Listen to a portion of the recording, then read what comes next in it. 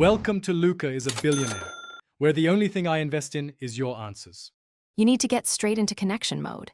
Make sure your iPhone and smart TV are on the same Wi-Fi network because AirPlay discovers devices over that network. Once done, verify the TV supports AirPlay 2 or that an Apple TV or HDMI adapter is attached. Otherwise, mirroring won't work. Now open Control Center on your iPhone, tap Screen Mirroring, and the phone will scan for compatible receivers. This starts the negotiation the TV and iPhone use to share your screen. After scanning, you'll see your TV listed. Tap it to initiate the mirror.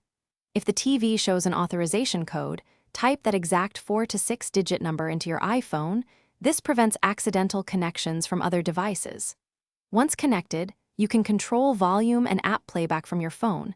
Be aware some streaming apps block mirroring for copyright reasons, so use the Apps Cast feature or run compatible content. If picture lags, switch to a less crowded Wi-Fi band or move closer to the router. To end the session, open Control Center again and tap Stop Mirroring. That cleanly releases the connection. If video is choppy or audio missing, make sure both devices have the latest firmware and try toggling Wi-Fi on the iPhone. Switching to a 5 GHz network often improves performance. As a last resort, plug an HDMI adapter into the iPhone for a wired connection. Troubleshooting tip: if the TV never appears, enable AirPlay on the TV's settings and reboot both devices to